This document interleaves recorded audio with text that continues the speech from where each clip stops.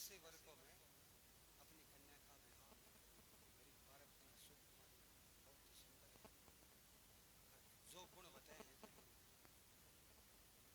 नारद जी ने कहा था अगर आपकी जो लड़की है, पुत्री है, अगर तप करे, तप से सभी चीज संभव है। अगर तप करेगी तो भगवान प्रसन्न होकर के पार्वती का वर्णन कर लेंगे।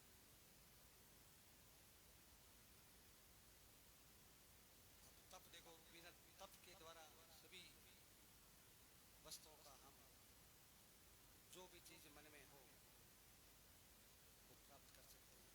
कल भी मैंने कहा था सर्वप्रथम तप है, बिना तपे कोई चीज आसानी से हमें प्राप्त नहीं हो सकती। तो माँ का दिल, माँ माई होती है, गौ माँ।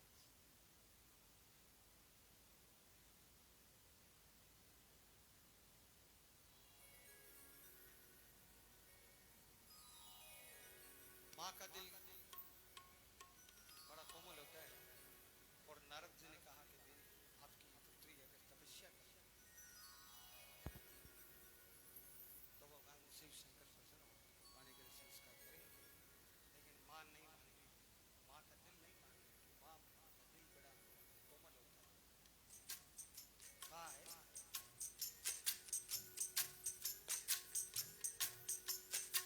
इस धरती पर प्राणी मात्र की माँ है,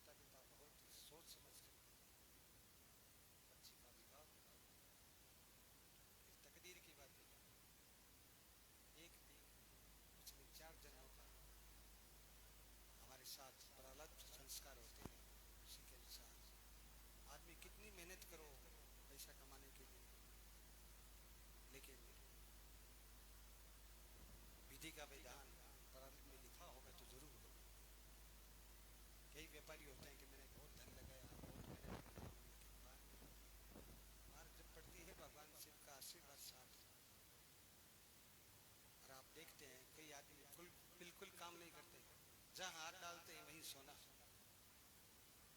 क्योंकि पिछले जन्म में लेखा के लिए आए। ये इसलिए सोच करने की कोई बात नहीं है, हम भगवान के अंश हैं और भगवान सबको एक दृष्टि से देखता है। और अभी मैं बार बार यही कहूंगा कि एक नहीं पिछले कई जन्मों का हमें चिंता नहीं करनी चाहिए। कोई तन से दुखी, कोई मन से दुखी, कोई धनहीन है परेशान, और थोड़े थोड़े सभी दुखी और सुखी राम का दास। इसलिए जो भगवान का दास है, जो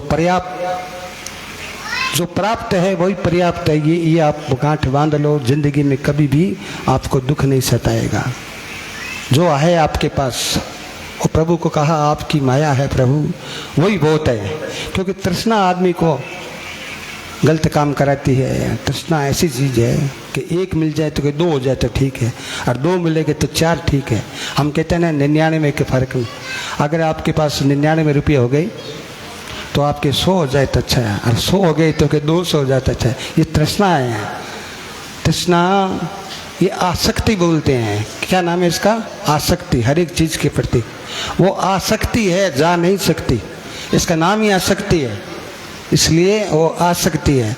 अपना कोई कसूर नहीं है, भगवान की माया है तो आसक्ति है, तो आती है। प्रभु की कृपा होती है तो जाती है। इसलिए हमेशा मन प्रसन्न रखो। जाई विधि राखे राम, ताई विधि रही। और सीताराम सीताराम सीताराम कहिए। भगवान भोलेनाथ भी राम के अनन्य भक्त हैं। जब जब भगवान श्री राम और कृष्ण ने जन्म लिया है, भगवान भोलेनाथ बाल पुरुष का दर्शन करने के लिए अवश्य जाते हैं। क्योंकि हर और हरि में कोई भेद नहीं है, मैंने कल भी कहा था। इसलिए आप बिल्कुल दृढ़ निश्चय रहो। राम को मनाओ, कृष्ण को मनाओ, विष्णु को मनाओ, भगवान शंकर को मनाओ। और आप जितने भी चारों देवता हैं एक ही हैं। इसलिए कान यहाँ से पकड़ो चाहे इधर से पकड़ो, बात घूम के वहीं जाती है।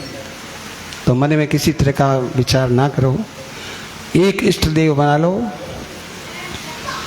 और उसके सभी को मनाओ। वो मनाने ही है, लेकिन एक इष्ट देव बना। बोले शंकर भगवान की।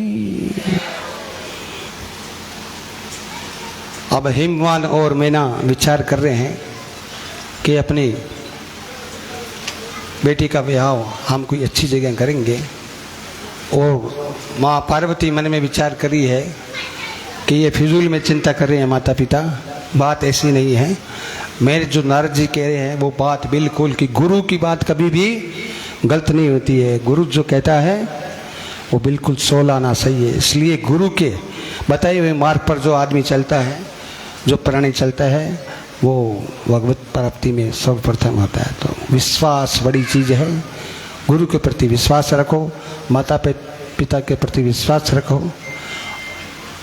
क्योंकि विश्वास पर ये दुनिया खड़ी है। बिना विश्वास के विश्वास तो करना पड़ेगा।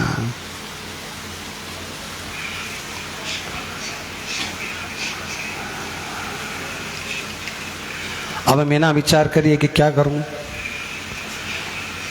दोनों पति पत्नी यही कहते हैं कि पार्वती का कहीं और जगह विवाह करेंगे।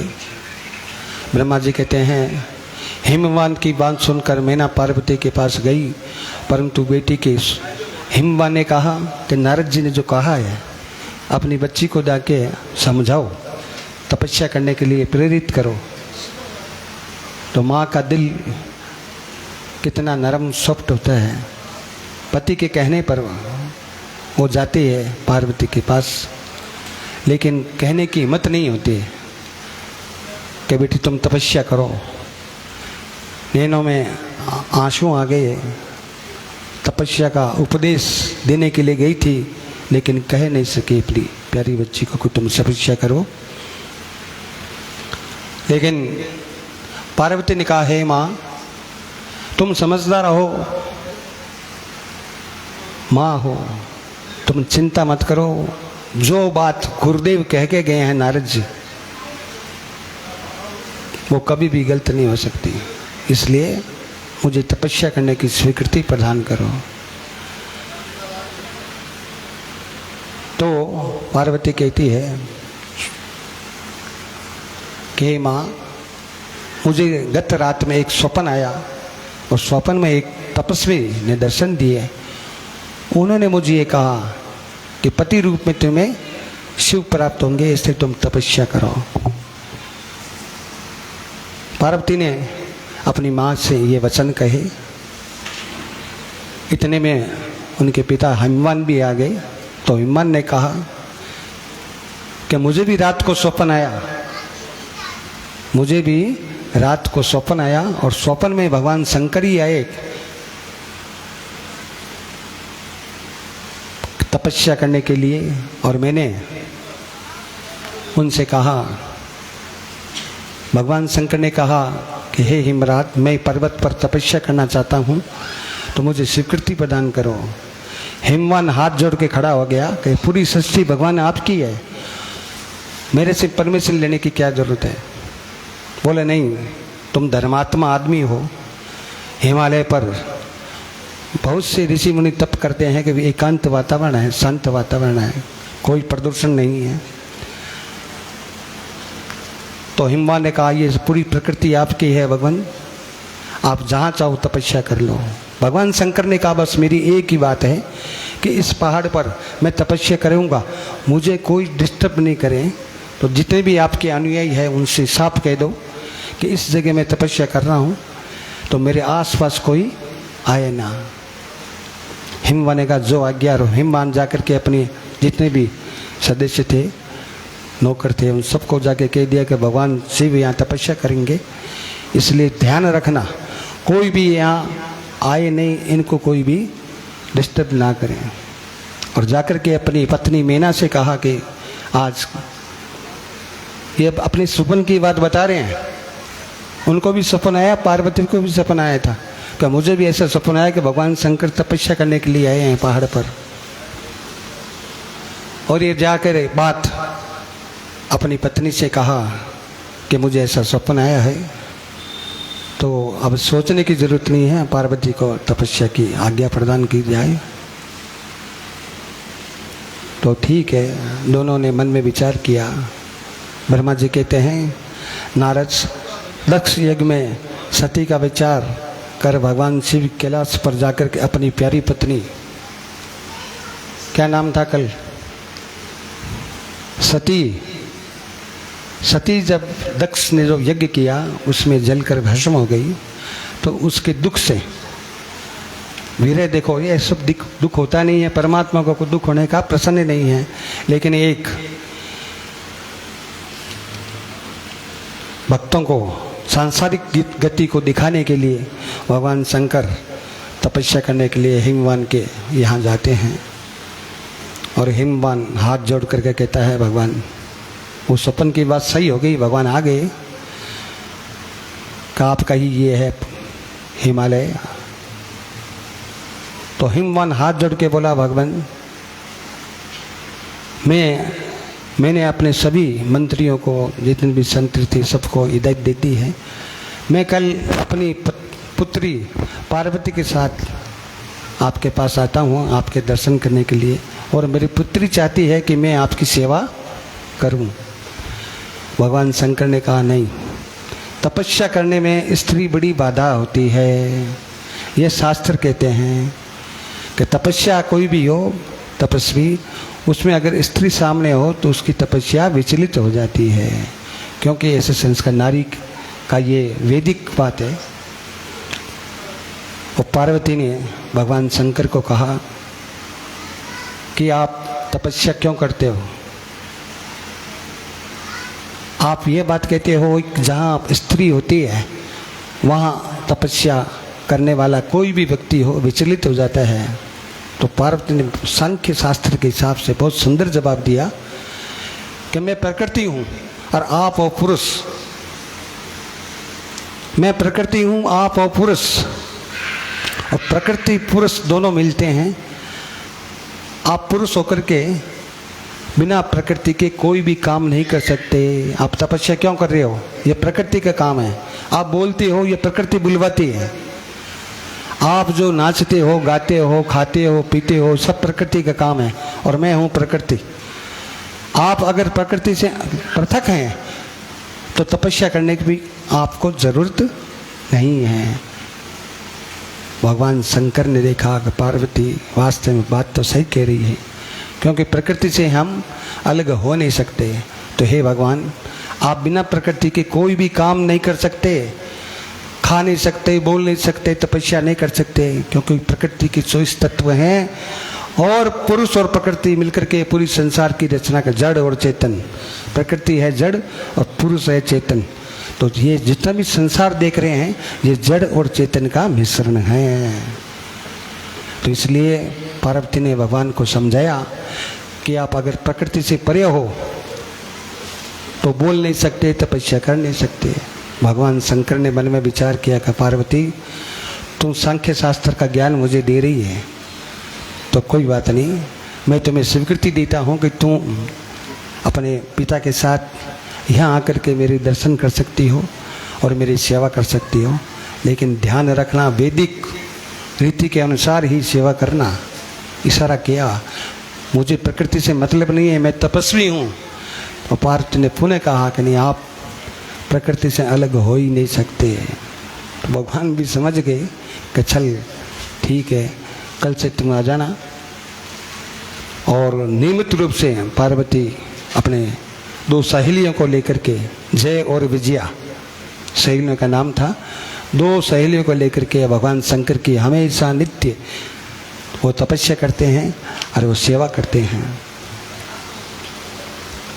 तो सेवा का फल मिलता ज़रूर है विधि विधान से।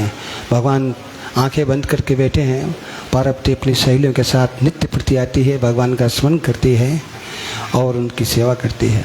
दिन बीतते गए, तपस्या हो रही है।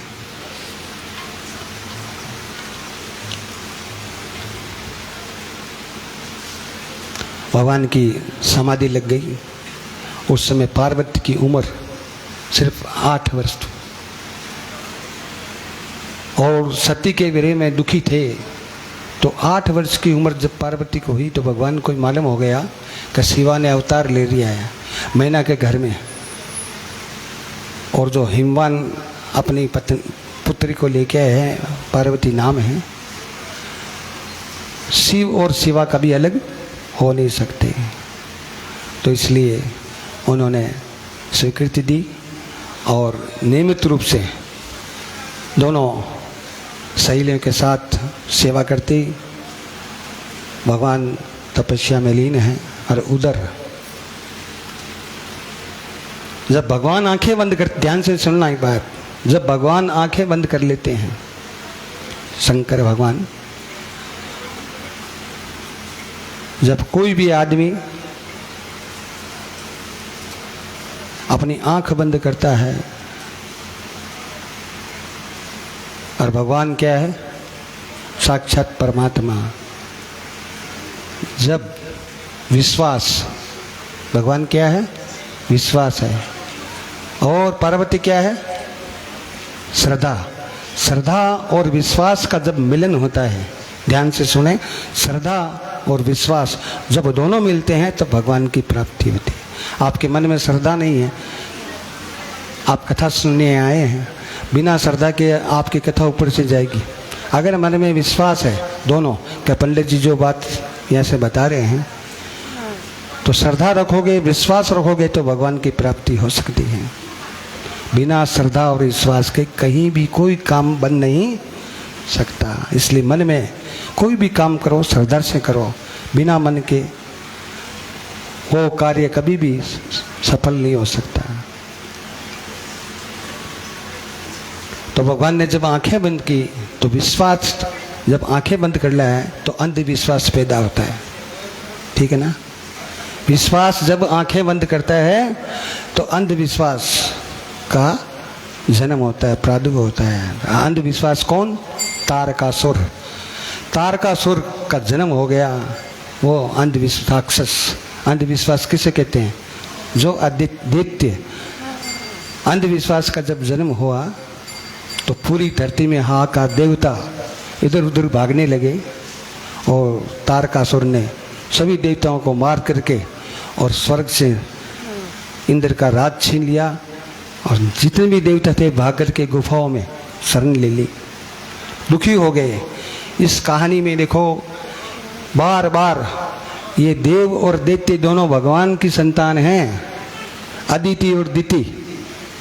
ये एक बात ध्यान रखो, सबका जो कन्याएं थी तक्ष की, अदिति और दिति ब्रह्मा की, उनकी कश्यप है, कश्यप ऋषि ने अदिति और दिति दोनों पत्नी को, तो अदिति से सभी देवताओं का उत्पत्ति हुई और दिति से कौन हुए? राक्षस, जैसे हिरण्यकश्यप, कंस, ये जितने भी राक्षस हैं सब अदिति दिति की संतान है। और अदिति है जो देवताओं को जन्म देती है। तो भगवान देवताओं को भी उत्पत्ति करते हैं और राक्षसों की उत्पत्ति करते हैं। तो आपने कहा है, अगर किसी ने रामायण पढ़ी है सुंदरकांड में, कि सुमति कुमति सबके उर रहे, वेद पुराण निगम ये कहते हैं कि सुमति कुमति, गंदे विचार और अच्छे विचार सबके मन में होते हैं, बस को मेंटेन करना आपको है, सबके मन में होते हैं। क्योंकि राक्षस भी भगवान की संतान है, वो कोई बुरा काम करते तो राक्षस वही है। अपने जो दुष्ट प्रवृत्ति अंदर है ना, वही राक्षस है, और सात्विक विचार है वही भगवान है। अपने दोनों अंदर है विचार। तो इसलिए हमेशा सतगुरु का साथ करो, ताकि आपके मन में अच्छे विचार की उत्पत्ति हो। चलते हैं, भगवान सतगुरु के बिना भगवान के दर्शन हो नहीं सकते, इसलिए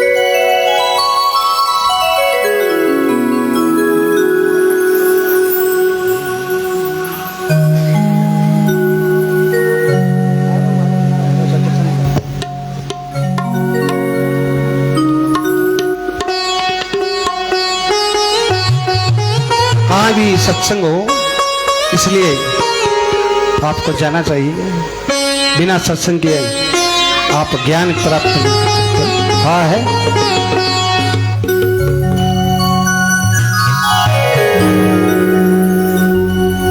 एक घड़ी आधी घड़ी, आधी में पुनिया, तुलसी संगत साधु की, हरे कोटि अपिरा।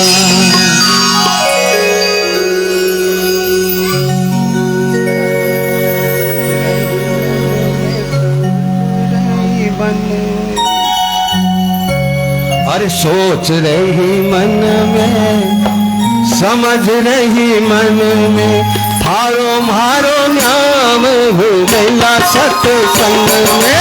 सोच रही मन में, समझ रही मन में, थारो मारो नाम भूला सत्संग में। सोच रही मन में, समझ रही मन में, सोच रही मन में,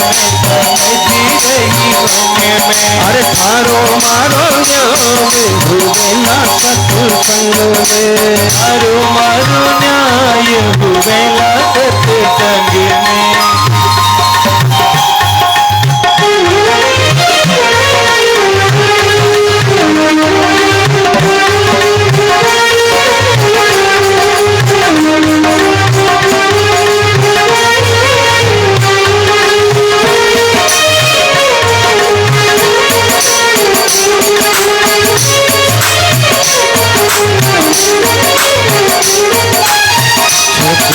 मन समझ रही, अरे सोच रही मन, अरे समझ गया, अरे सोच रही मन, समझ रही मन में, सोच रही मन में, समझ रही मन में।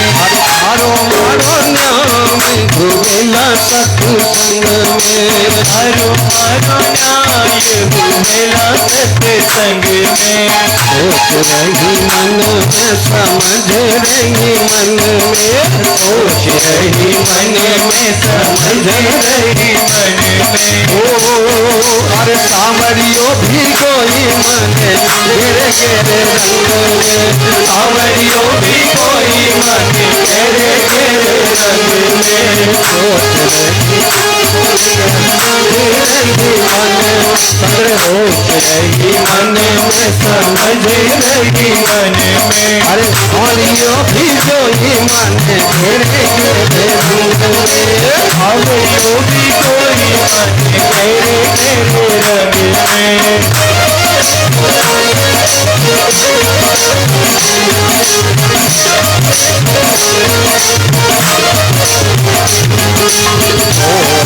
कुंवर में तो गई सत्संग में। कुंवरी में तो गई सत्संग में। अरे ओ कुंवर में तो गई सत्संग में। ओ कुंवरी में तो गई सत्संग में।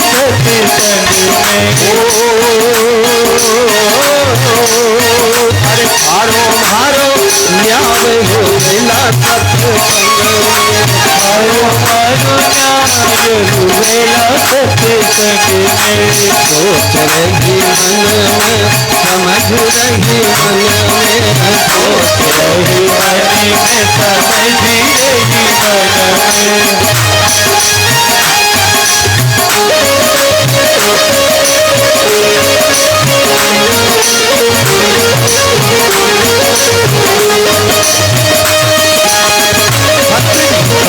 तुम्हारा गुरु जी विराजे। तेरी संगत मारा गुरु जी विराजे। तेरी संगत मारा गुरु जी विराजे। तेरी संगत मारा गुरु जी विराजे। गुण हारी गुण मगन होई। गुण गुण हारी गुण होई मगन में।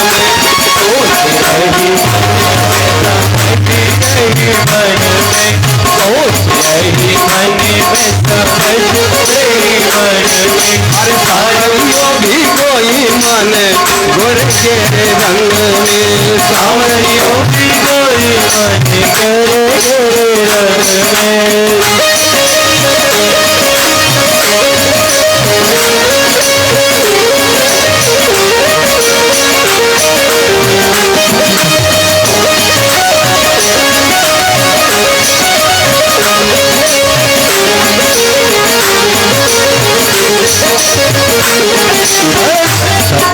संगत में ज्योति जगत है। सतरी संगत में ज्योति जगत है। अरे सतरी संगत में ज्योति जगत है। सतरी संगत में ज्योति जगत है। कर कर दर्शन हीरे मगन में। कर कर दर्शन हीरे मगन में। सोच रही मन में समझ रही मन में।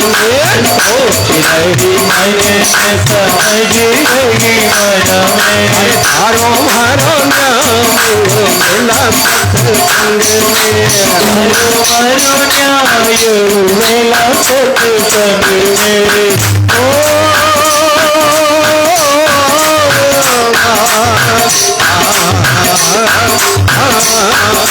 सोच रही मन में समझ रही मन में। सोच रही मन में समझ रही मन में। सावरियों भी कोई मन घेरे घेरे रंग में। सावरियों भी कोई मन घेरे घेरे रंग में।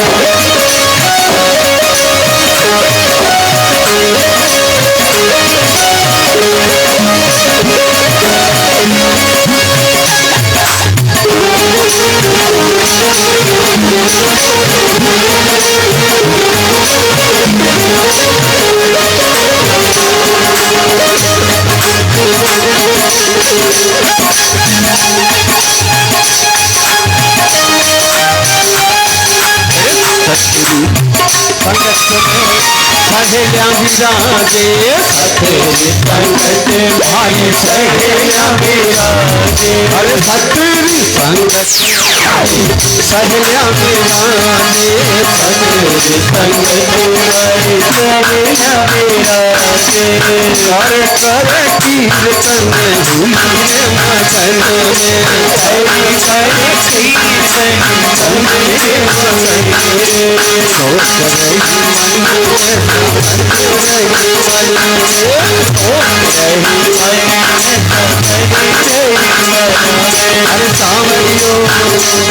अरे सामरियो भी कोई माने के सामरियो भी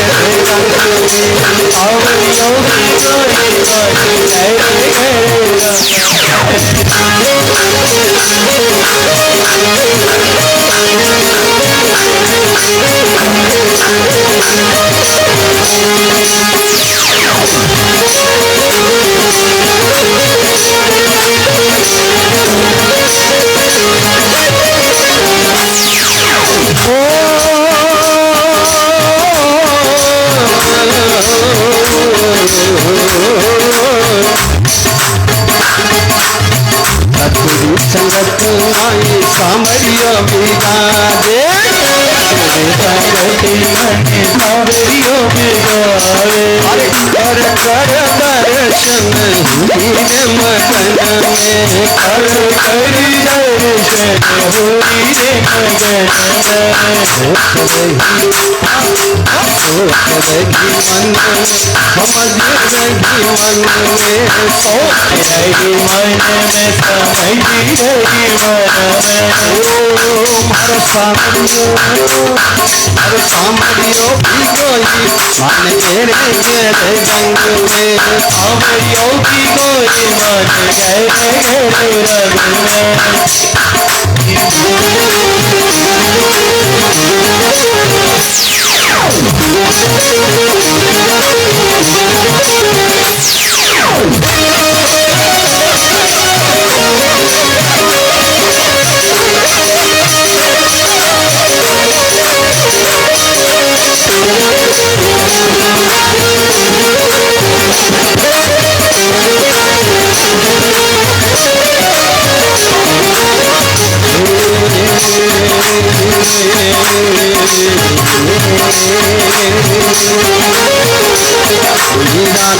प्रभु गिरधर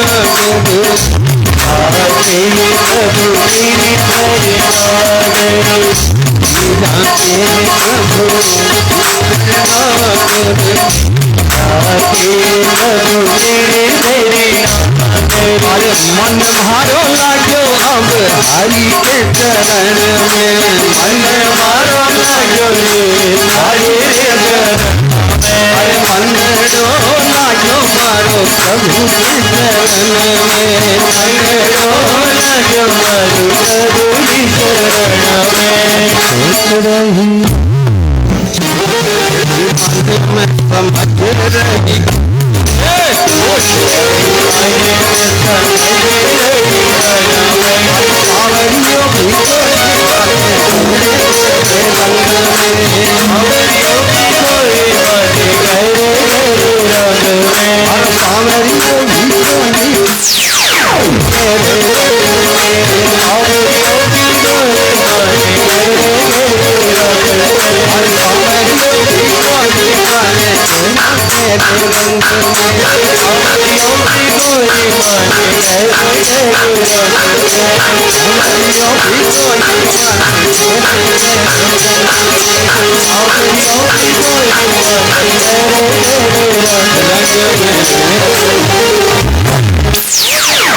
भगवान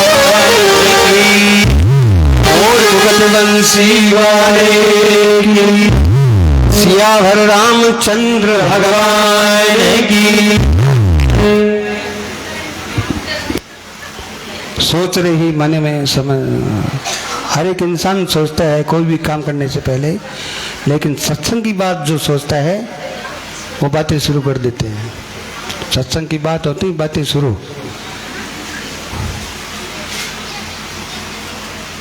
तो मन बड़ा चंचल है, सोचो खूब, सोचो वही जो भगवान कि चरणों की बात हो तो अपना मन प्रभु के चरणों में लगाओगे तो आनंद ही आनंद बरसेगा।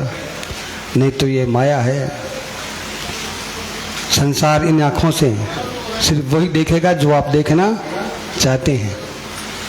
लेकिन हरि दर्शन के लिए मन की आंखें खोल रे मनवा, मन की आंखें खोल। मन की आंखों का मतलब है कि मन में जो मेल जमा हुआ है, मन में जो विकार है, काम क्रोध मद लोभ, उनको साफ करो। आईना जब किसी कमरे में होता है, कई दिन से कमरा बंद है, ये शरीर अपना कमरा है, ये सत्संग के बिना बंद पड़ा है।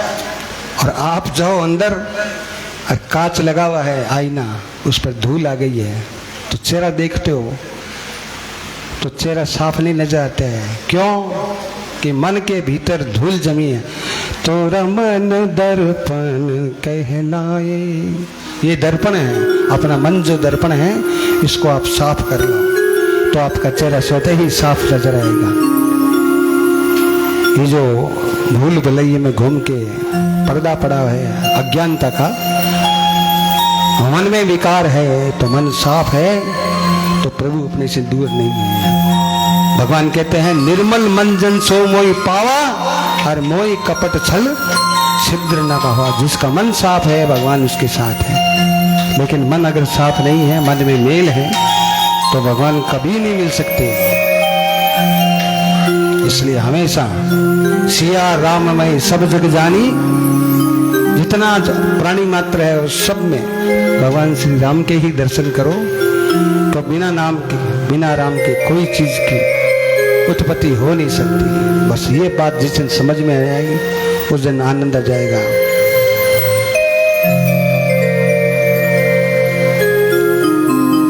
और भगवान शंकर तपस्या कर रहे हैं, और वो तारकासुर राक्षस जो देवताओं को बहुत दुख देने लगता है,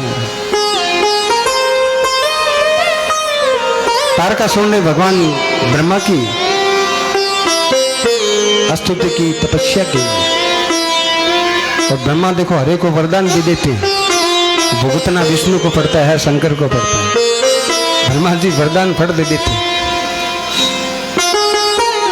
तारकासुर ने भी तपस्या करके भगवान ब्रह्मा को प्रसन्न किया, बोले वर मांगो। तारकासुर ने कहा मैं दुनिया में अमर हो जाऊं, ऐसा कोई वरदान दो। ब्रह्मा ने कहा नहीं, जो आया है उसको जाना पड़ेगा, इसलिए अमरत्व का वरदान मैं दे नहीं सकता, कोई तुम अन्य वरदान मांग लो। तारकासुर ने सोचा कि राक्षस बहुत चालाक होते हैं, उसने सोचा भगवान अभी तपस्या में है, शिव शंकर भगवान, और सती इन्हें अपना शरीर जला के भस्म कर दिया है, पार्वती का भी प्रादुर्भाव हुआ है, और भगवान तपस्या न जाने कितने वर्ष करते हैं। पहले 87,000 वर्ष तक तपस्या की थी, तो वर्षों को तो देवता तो थोड़े भोले होते हैं, चालक बहुत होते हैं, देखते। तो तारकासुर ने ब्रह्मा से कहा अगर अमरत्व का वरदान नहीं देना चाहते तुम ऐसा करो कि भगवान शिव के शुक्र से जो पुत्र उत्पन्न हो उसी के द्वारा मेरी मौत हो। कितने चालाक है, वो मन में जान गए कि भगवान तपस्या में है और शादी करेंगे नहीं, और शादी नहीं करेंगे तो पुत्र होगा कहाँ से। तो अपने ऐसा वरदान मांगो कि भगवान शिव के शुक्र से जो पुत्र उत्पन्न हो उसी के हाथों मेरी मौत हो। ब्रह्मा जी के तथास्तु। अब वो तारकासुर जब मालूम पड़ जाता है अपने को भी कि मौत तो उनके पुत्र के द्वारा होती, तो वो गुंडागर्दी करेगी, देवता लोगों को तंग किया, देवता शरण में गए भगवान ब्रह्मा ने कहा अब देखो मैंने वरदान तो दे दिया है, अब तो वो राक्षस है तो, लेकिन अब घबराओ मत, विष्णु के पास चलते हैं, कोई उपाय करेंगे। तो भगवान विष्णु ने भी यही सलाह दी कि तारकासुर जो जन्म लिया है उसको मैं भी नहीं मार सकता, भगवान विष्णु भी नहीं मार सकते, क्योंकि वरदान ऐसे ही उसने प्राप्त किया है, तो इसका उपाय क्या करेंगे। सभी देवता मन में विचार कर रहे हैं अब क्या करें। तो देवताओं का राजा कौन है? इंद्र, उसकी जिम्मेवारी होती है। तो इंद्र ने काम को याद किया, कामदेव को। जब जब संकट आता है काम को याद करता है इंद्र, कहीं मेरी सीट नहीं खुल चली जाए, मेरा पद कहीं छिन नहीं जाए। तो कामदेव को याद, कामदेव ने कहा आदेश करो इंद्र जी। तो इंद्र ने कहा कि शंकर हिमालय पर तपस्या कर रहे हैं, उनकी तपस्या भंग करो और किसी तरह उनके मन में पार्वती के प्रति प्रेम पैदा करो, ताकि वो विवाह कर लें। उनके शुक्र से जो पुत्र उत्पन्न हो तो तारकासुर का वध हो सकता है। ये बात जब कामदेव को कही गई तो एक बार तो कामदेव घबराया कि शंकर भगवान से पंगा लेना मतलब मौत को तो दावत देना है।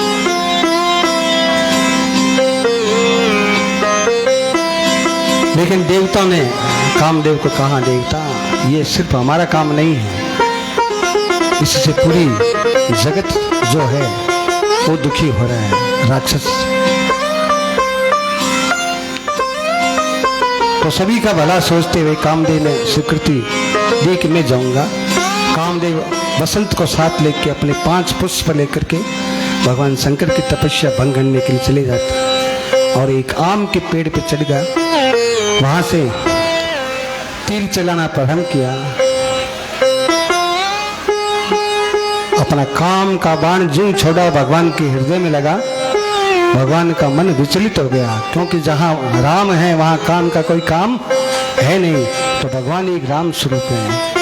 भगवान शंकर ने सोचा ये कैसी गड़बड़ हो रही है, मैं तपस्या में बैठा हूँ, मेरा मन विचलित क्यों हो रहा है? क्योंकि भगवान तपस्या जब कर रहे थे तो पास में पार्वती भी उनकी सेवा में लगी हुई थी। उन्होंने मैं कहा था, मैंने पार्वती को पहले ही मैंने कहा था कि जहाँ तपस्या होती है वहाँ स्त्री का काम नहीं होना चाहिए। लेकिन पार्वती में जो ज्ञान है तो उसके मन में तो मेरे प्रति प्रेम है नहीं, फिर भी गड़बड़ क्यों हो रही है? भगवान शंकर ने चारों ओर देखा और देखते क्या, ओहो आम के पेड़ पर काम बैठा हुआ है और उसने तीर चढ़ा रखा है अपना दूसरा वार करने के लिए। ये देखते ही भगवान को क्रोध आ गया और भगवान को क्रोध आते ही मन में विचार किया काम ने कि भगवान को बहुत ज़्यादा क्रोध आ रहा है। तो काम ने तुरंत फोन लगाया इंद्र को, आप जल्दी आ जाओ। हाँ वहाँ फोन तो अभी बने हैं, पहले तो फोन बातों से, जैसे आपने देखा नहीं विमान, आपने एरोप्लेन कहते हैं ना, उसमें ना तेल लगता था और ना कोई डीजल, हाथ का इशारा करते ही चलो इंग्लैंड तो इंग्लैंड, बिना टके पैसे। तो विज्ञान पहले अच्छा था कि अब बताओ जितने बड़े आप सोचो खुद कि पहले तो बस जो मन में इच्छा हुआ, मानसिक पुत्र भी पैदा हो जाए, फिर शक्ति थी प्रकृति। और विमान आपने देखा है, पुष्प विमान, तो इशारा करते ही सब काम होता था। तो विज्ञान की तो पहले तो, अब तो विज्ञान धीरे धीरे पतन की ओर जा रहा है। तो इंद्र ने फोन किया, ये कामदेव ने कि इंद्र जल्दी आ जाओ, भगवान बहुत क्रोधित है, आप ही मनाओ, नहीं मार देंगे मेरे को। इंद्र सभी देवताओं को लेकर के आए और प्रार्थना करने ही वाले थे कि भगवान ने अपना तीसरा नेत्र खोल दिया। बोले शंकर भगवान की और भगवान ने क्रोधित होकर के तीसरा नेत्र जो ही खोला, खोलते ही कामदेव जल के भस्म। अब जो ही कामदेव जल के भस्म हुआ, सभी देवता उदास हो गए तो भगवान शंकर ने काम को खत्म कर दिया। अभी संसार का क्या होगा?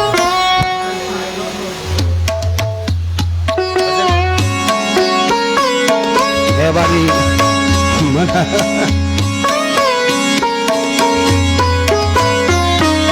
तो जो ही कामदेव भस्म हुआ, सभी देवता के मरवा दिए।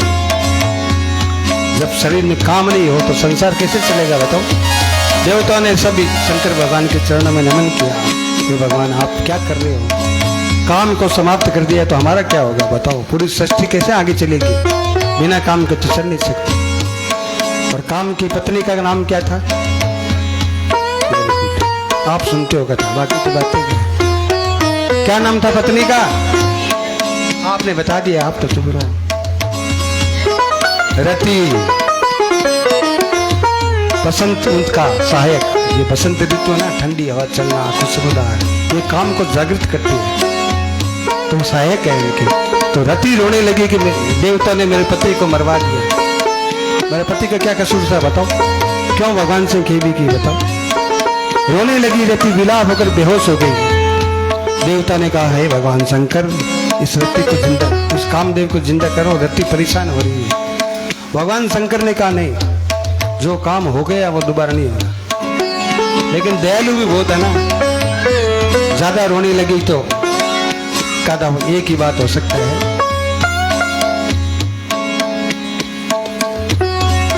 भगवान श्री कृष्ण का जब इस धरती पर अवतार होगा तब तक आपको इंतजार, द्वापर युग का इंतजार करना पड़ेगा। रुक्मिणी से प्रद्युम्न नाम का जो पुत्र होगा वो ही काम होगा। तो तब तक तुम शोणितपुर में चली जाओ। शोणितपुर जो है राजा, वो प्रद्युम्न को उठा के लाएगा, समुद्र में डालेगा और समझ के वो मर गया है। उस समय तुम उसकी दासी बन के रहना। अनिरुद्ध नाम का जो है वही तेरा पति होगा, और तुम वहां रह करके सहर्ष उसको वापस ले आना। देवता ने कहा, तू एक बात कर रति, ये तेरे पति की जो भस्म है ना, उसकी एक छोटी सी गुड़िया बना करके अपनी साड़ी के पल्लू से बांध के रखो। इसी भस्म से भगवान शंकर इनको वापस जिंदा करेंगे, क्योंकि अभी तो उन्होंने कह दिया नहीं।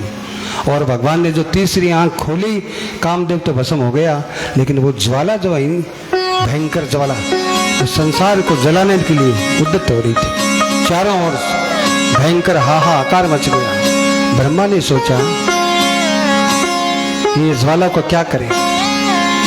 भगवान शंकर तो तीसरी आंख खोल करके उसको भस्म कर दिया, लेकिन ज्वाला अभी तक पूरी प्रकृति को जलाने के लिए उद्यत हो रही थी। अब क्या करें, तो भगवान की कृपा से ब्रह्मा ने उस ज्वाला को एक घोड़े में डाल दिया, और उस घोड़े को ले जा करके समुद्र को समर्पण कर दिया कि हे समुद्र देव। ब्रह्मा जी को जुम आए, बोले आदेश किस घोड़े की तुम रक्षा करो। ये काम की आग भगवान शंकर के तीसरे नेत्र की आग है जो बहुत तेज है, इस पूरे संसार को जला देगी। तो जब तक इस सृष्टि का विनाश ना हो, प्रलय ना हो, तब तक तुम इस घोड़े को संभाल के रखो। समुद्र दिन में हाथ जोड़ के ब्रह्मा जी का निवेदन किया कि ठीक है, तो घोड़ा समुद्र का पानी पी के जिंदा रहेगा, तब तक प्रलय न हो तब तक संभाल के रखना, नहीं तो ये पृथ्वी को जला के भस्म कर देता। तो ब्रह्मा जी ने शिव की आज्ञा से उस काम की जो आग थी प्रज्वलित, समुद्र को समर्पण कर दिया। बोले शंकर भगवान की। और जब काम भस्म हो गया, शंकर भगवान,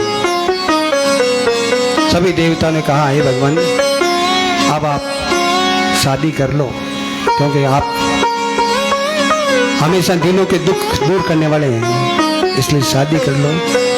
ये तारकासुर जो पैदा हुआ है, ये ना तो विष्णु से मरेगा ना किसी अन्य से मरेगा, तो आप तो यही करो भगवान,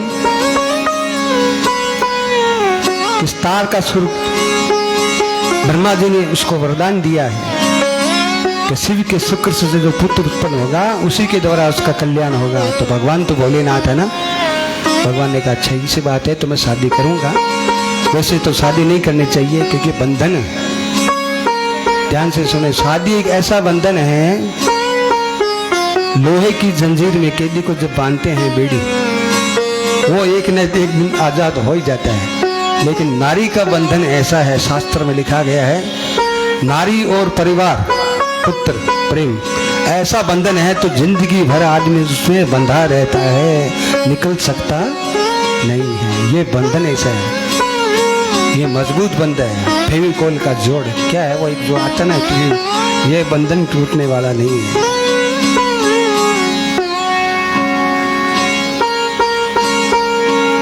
इसलिए भगवान कहते हैं कि देखो मैं हूँ योगी, तपस्वी हूँ, नारी का मेरे लिए कोई काम नहीं है, फिर भी आपकी इच्छा पूर्ण करने के लिए मैं शादी करूंगा। सभी देवता इंद्र हाथ जोड़कर भगवान को नमन करते हुए वहां से रवाना हो गए। और रवाना होने के बाद भगवान शंकर पुनः तपस्या में विराजमान हो गए और मन में विचार कर लिया सब देवता ने कि भगवान ने जो वचन दिया है वो जरूर निभाएंगे। कुछ दिन तपस्या करने के बाद पुनः सभी देव देवता भगवान शंकर को मनाया कि अब आप समय आ गए हैं। तो भगवान ने कहा ऐसा करो कि आप ऐसा करो। भगवान शंकर से देवता कह रहे हैं कि पार्वती घोर तपस्या कर रही है और उस समय जब पहले पार्वती भगवान शंकर के चरणों में दो सहेली के साथ थी और जो ही कामदेव भस्म हुआ तो पार्वती का मन उच्चाटन हो गया, क्योंकि क्रोध वो काम जागृत होने पर उसका मन भी भटक गया। वो तुरंत जाके अपने सहेलियों के साथ अपने पिता के घर चली गई और घबरा गई। तो शंकर भगवान ने उस नारद जी को एक दिन वहाँ आए हिमवान कहा, पार्वती उदास बैठी थी। माता पिता ने समझाया तपस्या तेरी बस की बात नहीं बेटा, बहुत कठिन कार्य है तपस्या करना। लेकिन पार्वती के मन में बस एक ही विचार कि भगवान शंकर के सिवा इस दुनिया में मैं किसी से ही अपना ब्याह नहीं करूंगी, ये उसकी जिद थी। क्योंकि मैं पहाड़ की बेटी हूँ और पहाड़ जितना अटल होता है तो मेरे भी अटल ये कि एक न एक दिन भगवान को तपस्या के द्वारा हठपूर्वक प्राप्त करूंगी ही। घर वालों ने खूब समझाया और घूमते घूमते एक बार नारद जी आ गए वहां। नारद जी ने कहा बेटी तूने शंकर की सेवा तो की है लेकिन ईमानदारी से तपस्या नहीं की, तो तपस्या बहुत कठोर होती है। तो पार्वती ने हाथ जोड़ करके नारद से कहा कि आप ही बता दो कि मुझे तप किस प्रकार करना चाहिए। तो नारद जी ने देखो गुरु मंत्र दिया, ओम नमः शिवाय, ओम नमः शिवाय। तुम इसका जाप करते रहो और तपस्या करो, एक न एक दिन भगवान शंकर जरूर प्रसन्न होंगे और प्रसन्न होकर के तुम्हारे साथ पानी ग्रह संस्कार करेंगे। और वो देखो गुरु की बात मान करके पार्वती माता पिता से आज्ञा लेती है अपनी दो सहेलियों के साथ और जाकर के जंगल में घोर तपस्या करती है। 1 साल तक पत्ते खाकर रहती है, दूसरे साल सूखे पत्ते। इस प्रकार तीसरे साल को सूखे पत्ते भी छोड़ दिए। इसका नाम हो गया अपर्णा। शरीर सूख के कांटा हो गया।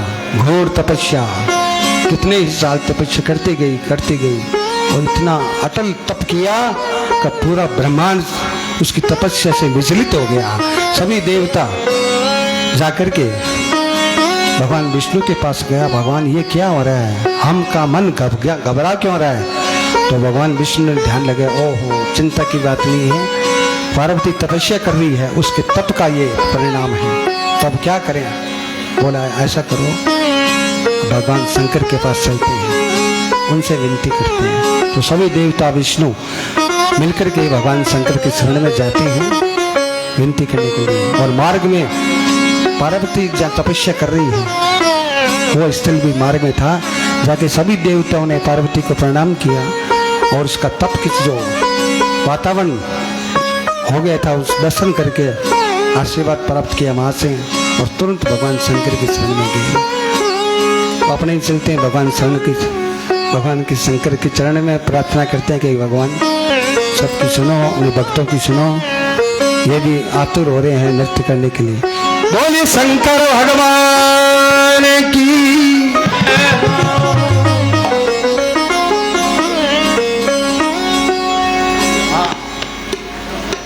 पन्नालाल जी मारे कणे केम लागे एक आइसक्रीम बांटू में भजन हो जाए बांटती, क्योंकि मन में क्यों यही भटके आ रहा आइसक्रीम बड़े प्रेम से आप खाओ, शांति से भजन भी सुनो है।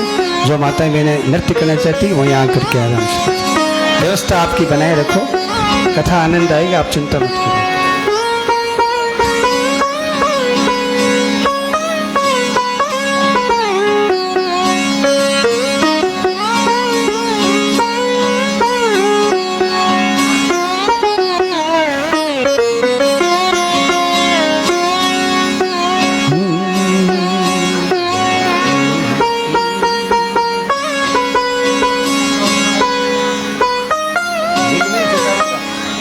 श्री सीताराम का दर्शन।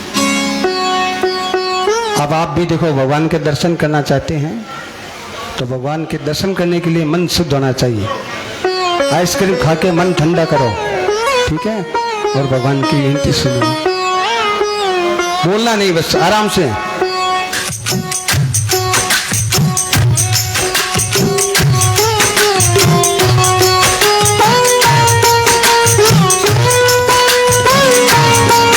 सभी देवता मिलकर के देखो, भगवान के दर्शन के लिए गए हैं ना, भजन भी इसी हिसाब से गाएंगे, ठीक है ना।